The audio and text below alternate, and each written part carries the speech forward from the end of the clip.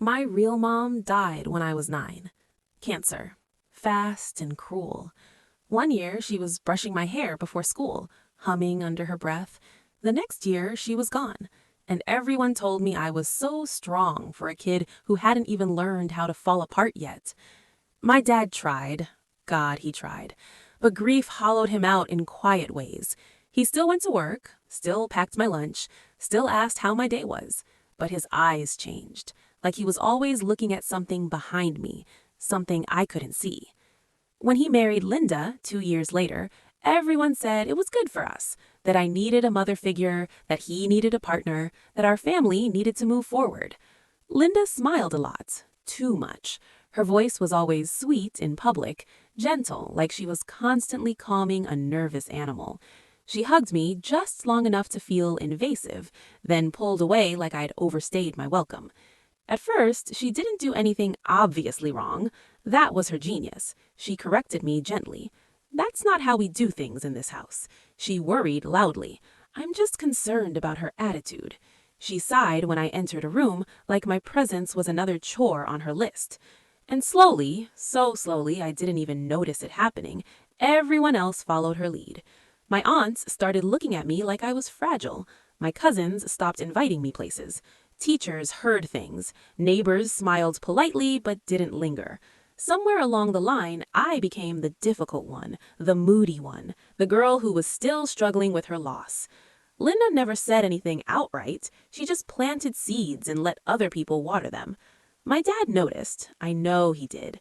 There were moments, small, almost invisible ones, when he'd linger in the doorway after an argument, his jaw tight, his hands curled into fists like he was holding himself back. Sometimes he'd knock on my door late at night and ask if I was okay, even though he already knew the answer. But he never confronted her, not directly. And for a long time, I thought that meant he didn't choose me. I was wrong. I just didn't understand his language yet. High school was when things got worse. Linda had opinions about everything. My clothes, my friends, my grades. Not in a strict way, in a concerned way. Like she was always worried I was one bad decision away from ruining my life. She's just not as focused as she should be, she told my dad once, right in front of me. I think we need to be realistic about her future. Realistic became her favorite word. When I talked about college, she smiled thinly. College isn't for everyone. Maybe something more practical would suit her. When I stayed late studying, she accused me of being antisocial. When I went out with friends, she said I was irresponsible. No matter what I did, it was wrong, or almost right, or right for the wrong reasons. Family dinners felt like performances. Everyone talked around me, not to me. If I spoke, the conversation stalled for half a second, just long enough for me to notice, before moving on. My dad watched it all. Sometimes our eyes met across the table, and I'd see something flash in his expression. Anger, regret, fear. Then it was gone, replaced with the same tired calm he wore like armor. One night, after Linda accused me of lying about a test score I'd actually aced, I snapped. I'm not stupid, I said, my voice shaking. You don't get to keep acting like I am. The room went dead quiet. Linda's eyebrows lifted, slow and measured. See? She said softly. This is what I mean, the defensiveness, the disrespect. My dad stood up so suddenly his chair scraped hard against the floor. That's enough, he said. His voice wasn't loud, but it cut through the room like a blade. Linda blinked, startled. I was just trying to... No, he said. You were crossing a line. For a moment, hope flared in my chest, hot and reckless. Then Linda sighed, tears instantly pooling in her eyes. I'm only trying to help her, but if I'm the villain here, I'll stop talking. And just like that, the attention shifted. My aunt touched Linda's arm. My cousin avoided my gaze. The room tilted, and suddenly, I was the problem again. Later that night, my dad came into my room and sat on the edge of my bed. He didn't say much. He never did. He just handed me an envelope. Inside was cash, a lot more than I expected. For your college fund, he said quietly. I thought...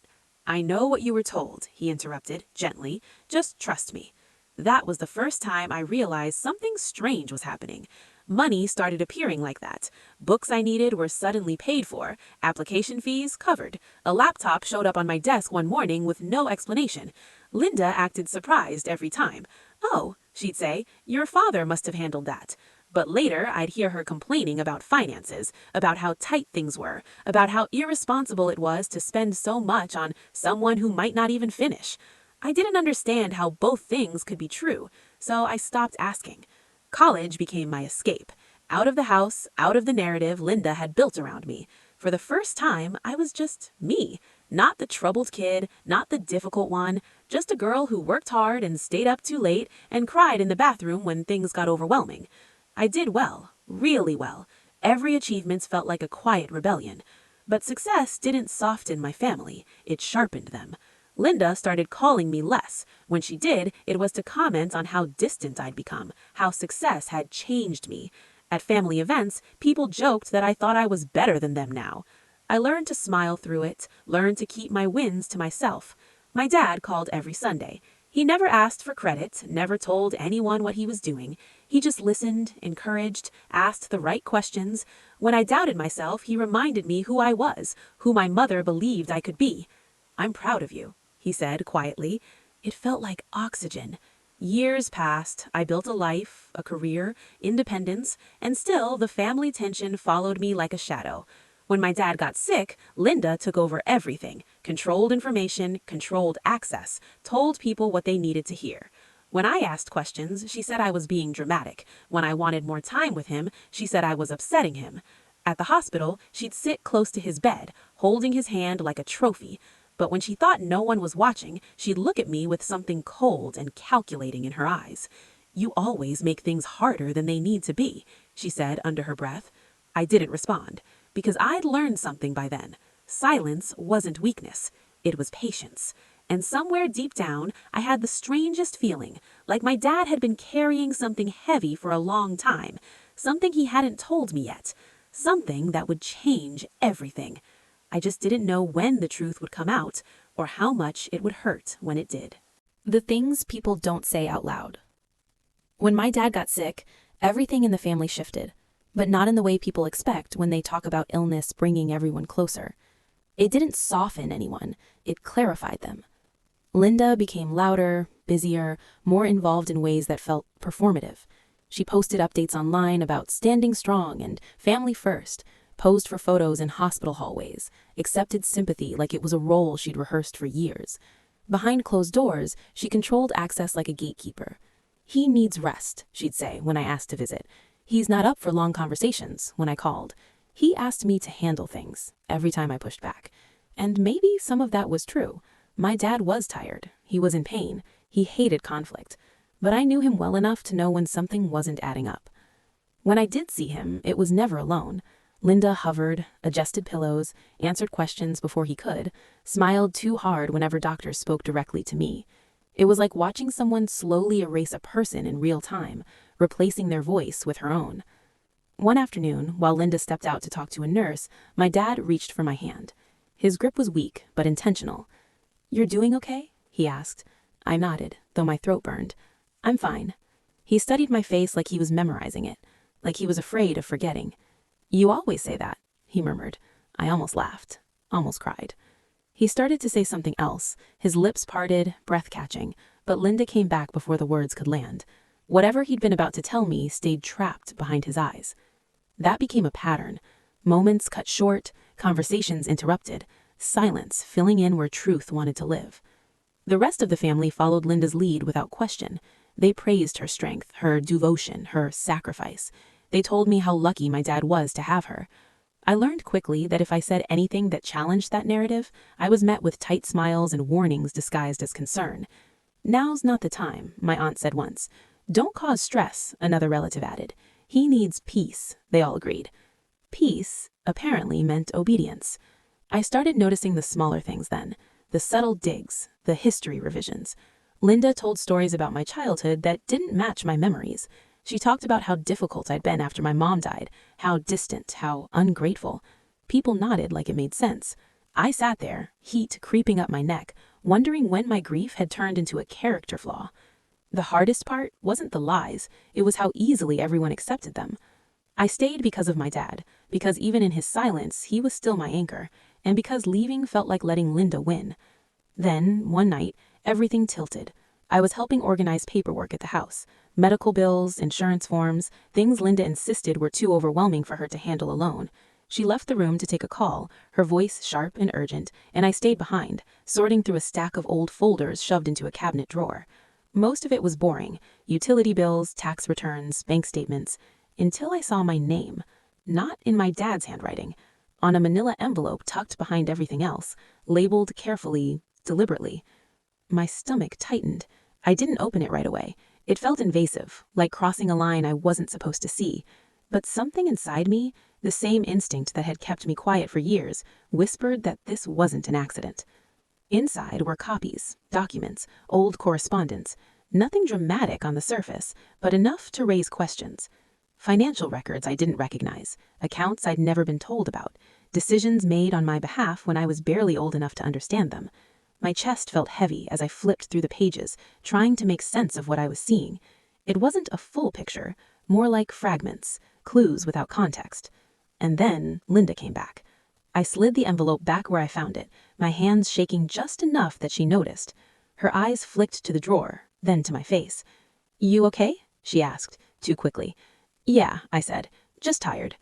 She smiled, but it didn't reach her eyes. "You've always been dramatic when you're tired." There it was again, that soft dismissal, that casual rewriting of reality. That night, I lay awake replaying everything: the envelope, the way Linda had reacted, the sudden suffocating feeling that my life had been shaped by decisions I hadn't even known existed. I wanted to ask my dad. I needed to. But every time I tried, there was always someone else in the room, or he was too exhausted, or the moment slipped away. And part of me was scared of what I might hear. Because once you see the edges of a lie, you can't unsee them, and I wasn't sure I was ready for the full truth yet. A week later, my dad took a turn for the worse.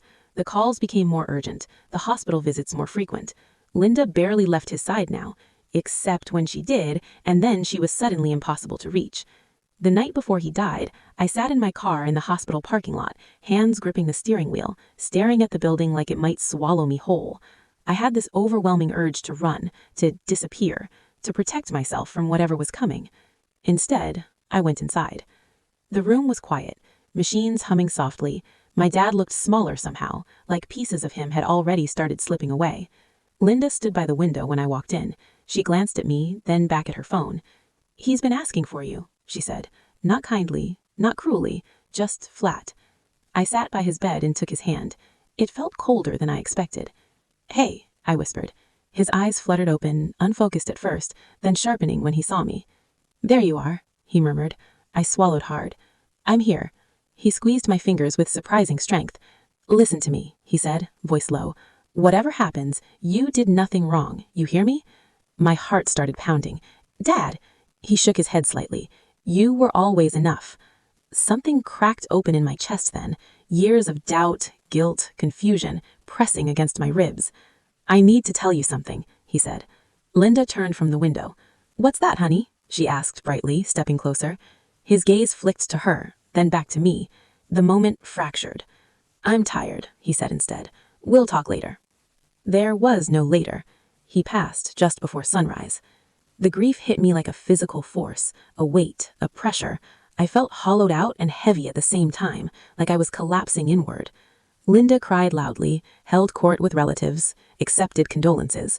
I stood off to the side, numb, watching strangers hug her like she was the center of our family's pain. Afterwards, as plans were made and narratives rehearsed, I felt something shift inside me, a distance, a detachment. I kept thinking about the envelope, about my dad's unfinished sentence, about the way he'd looked at me like he was running out of time. At the funeral planning meeting, Linda asked me if I wanted to say a few words.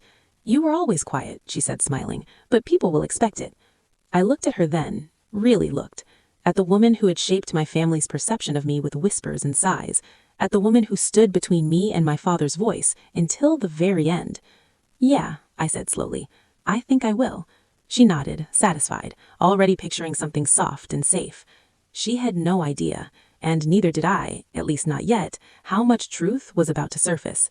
But for the first time in my life, I wasn't afraid of it. What he left behind. Grief doesn't come all at once. It sneaks up on you in waves, in pauses, in the seconds after everyone else leaves the room and you're left alone with the quiet. After my dad died, the house felt wrong. Too clean, too controlled.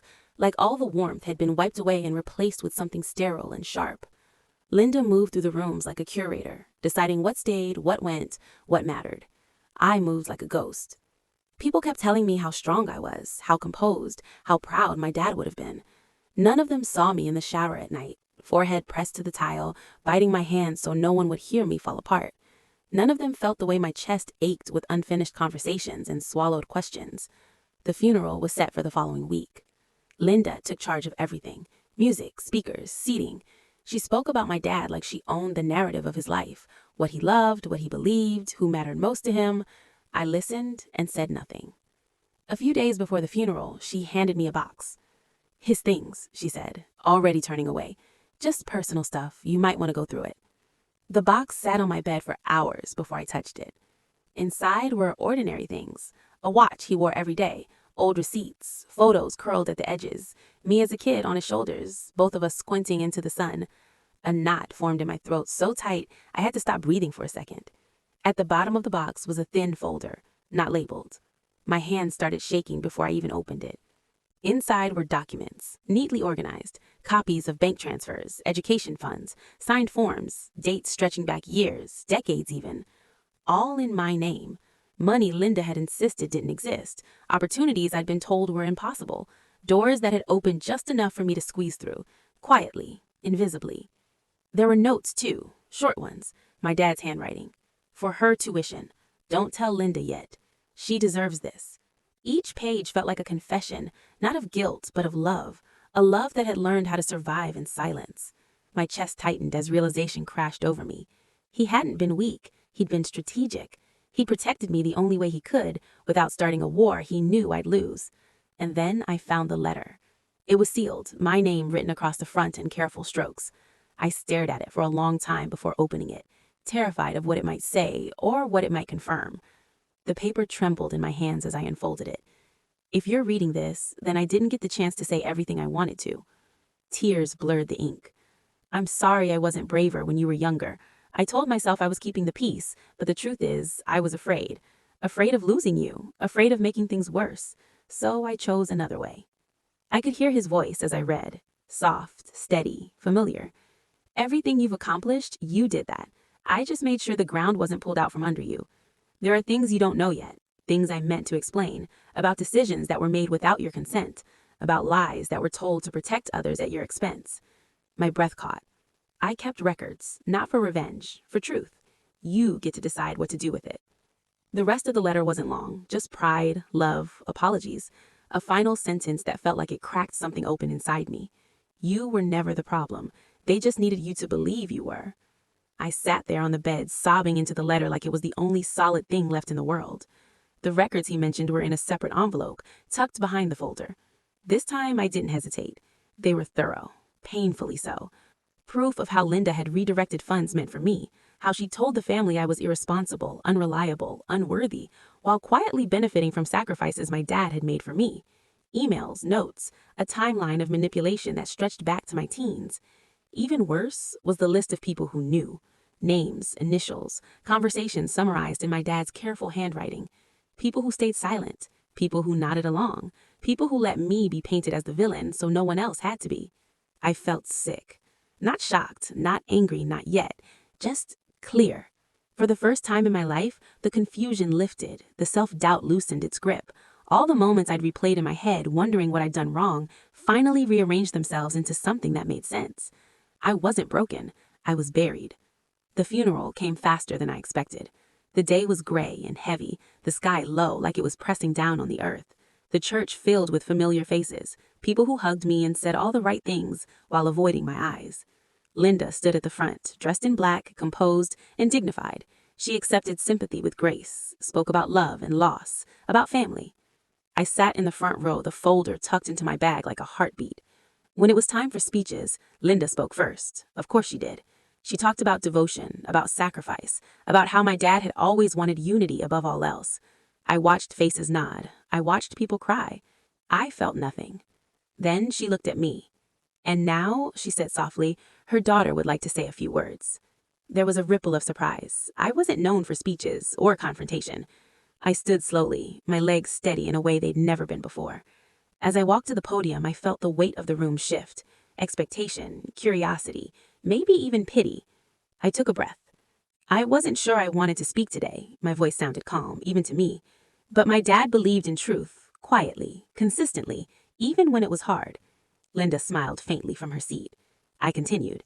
He wasn't a loud man. He didn't fight in public. He didn't need to. He showed love through action, through protection most people never saw.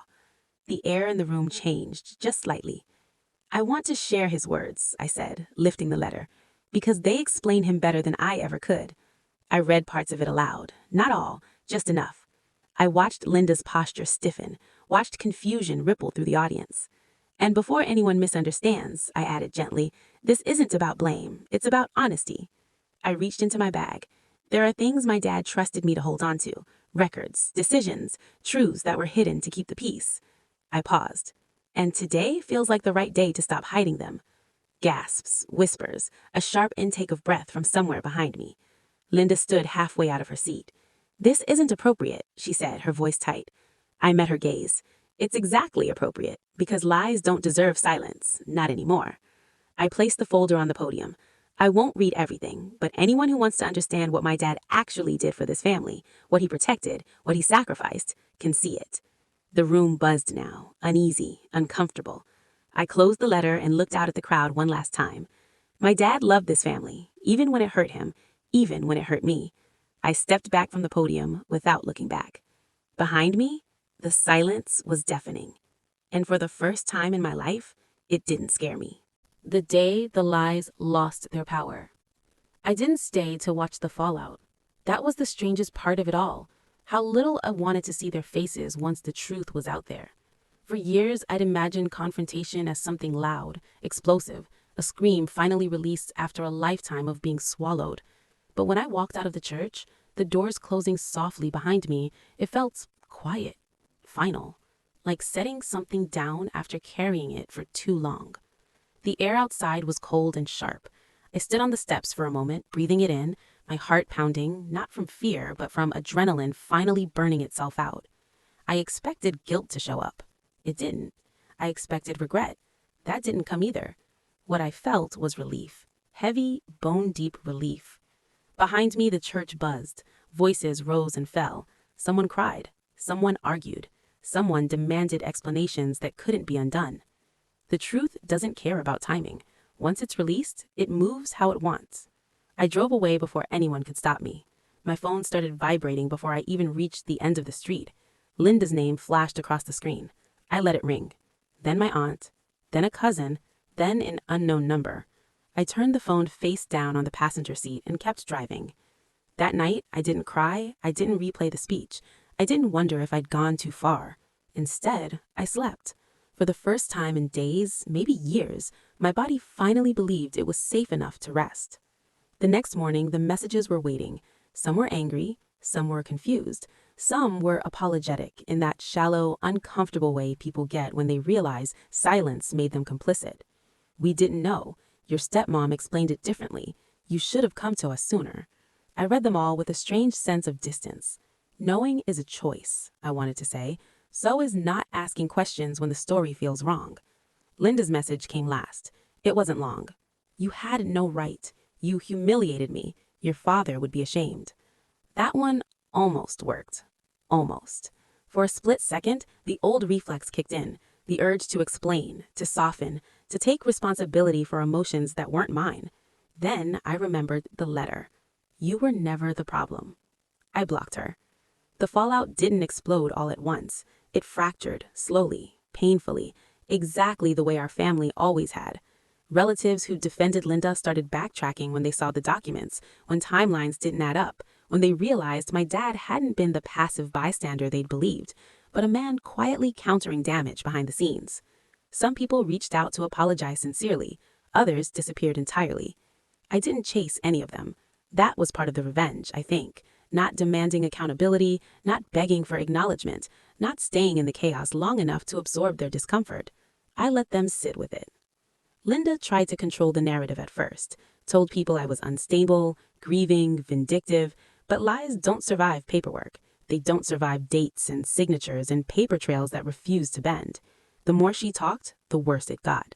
Eventually, even her supporters went quiet. A few weeks later, I returned to the house one last time, not to confront her, to collect the rest of my dad's things. Linda wasn't there. She'd gone to stay with a friend, someone who still believed her, at least for now. The house felt different without her voice filling it, quieter, less tense. I walked through the rooms slowly, touching the walls, letting memories rise and fall without grabbing onto them. In my dad's study, I found one more thing he'd left behind, a small notebook tucked into a drawer. Inside were brief entries, thoughts, observations, dates. Not about Linda, about me. She doubts herself too much today. She doesn't see how strong she is yet. I wish I'd said more when she was younger. I closed the notebook gently, pressing it to my chest. He'd seen me, even when no one else did. As I packed the last box, I realized something that surprised me. I didn't hate Linda. Hate requires attachment, energy, a desire for the other person to matter. What I felt, instead, was finality. She had shaped my pain, but she didn't get to shape my future. Months passed. The family never fully recovered. Gatherings became smaller, awkward, divided. People picked sides or drifted away entirely. I stayed out of it.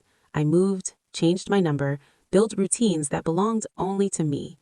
Therapy helped. So did distance. So did finally trusting my own memory without checking it against someone else's version of events. Sometimes, late at night, I thought about what would have happened if my dad had lived long enough to tell me everything himself. I imagined the conversation, the relief, the anger, the healing. Then I realized something else. He had told me, in the only way he knew how, through preparation, through protection, through truth delivered at the right moment, not to save himself, but to save me. On the anniversary of his death, I visited his grave alone. The cemetery was quiet, the air still. I told them, I said softly, standing there. I told the truth. A breeze moved through the trees, rustling leaves like a whisper. I hope that's okay. For the first time since he died, the ache in my chest softened instead of tightening. I wasn't angry anymore. I wasn't trying to prove anything. I was free. The family lost something that day at the funeral. Their illusion of unity, their carefully managed story, their control over who I was allowed to be. What they lost, I gained. Clarity, self-respect, a life no longer shaped by survival. The truth didn't destroy them. It simply stopped protecting them. And when they underestimated me, when they thought I'd stay quiet forever, they forgot one thing. I was raised in silence, which meant I learned how to listen, how to wait, and how to speak when it finally mattered.